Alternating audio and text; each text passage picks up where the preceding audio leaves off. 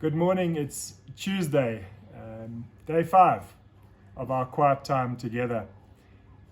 In my normal life on a Tuesday, I might be out trekking with groups of delegates in KwaZulu-Natal on a Leading with Humanity experience. It's one of my favorite days of those weeks because we get out into the bush and we walk. And trekking for me has become the most extraordinary metaphor for life.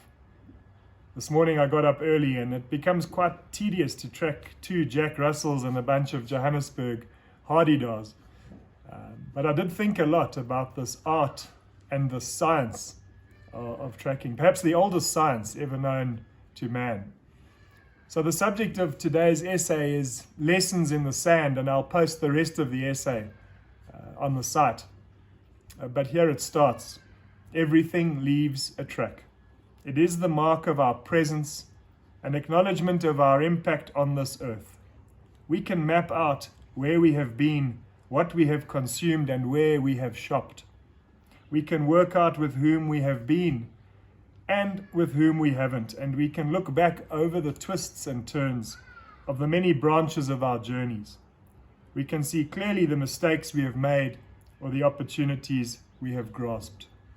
The stories of our lives can be pieced together like an intricate tapestry, which would make for some interesting reading in reflection as we follow the pathways of our own puzzles. Yes, everything leaves a track, and all of us are trackers. We are all trying to follow something, and we are looking for signs and signals to show us the way. Now, when it comes to tracking, although I'm a student of tracking and a level 1 qualified tracker, I must give you some perspective. Level 1 is a little like passing grade 7. There's some work involved, but it's not too difficult. The master tracker is a little bit like a doctorate, a master's, an MBA, all rolled into one. And so there's a massive gap. And so when I talk about tracking, I prefer to pass it on to the experts. In my life, I have met some extraordinary people, and 2 of them are Alex van den Heever and Renius Mhlongo. They've written the most extraordinary book called Changing a Leopard's Spots, and it's important to have a look at their faces as well. You might recognize them as 2 of this world's great trackers. I've been enthralled by this book, and in short, it's the story of a relationship.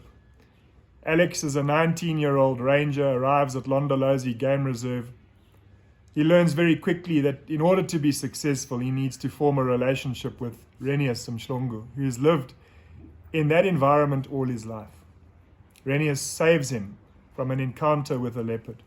And from that moment on, they form this incredible brotherhood. Alex goes to visit Renius, the first of many rangers that Renius has invited to visit him in Dixie, his hometown. Alex becomes a brother, a literal brother of Renius. He baths in these zinc baths. He learns the language of Shangaan. And some years later, Alex finds an opportunity to take Renius to London to learn a little bit of a Western culture. Renius boards the flight from OR Tambo to Heathrow, and he is enthralled by the map on the video of the seat in front of him. It's the map of the plane flying right across the continent of Africa and into Europe. And Renius watches this map the whole flight. And when he lands, he bumps Alex with an elbow bump and he says, "Mfo, brother, if we get lost, I know exactly how to find my way back."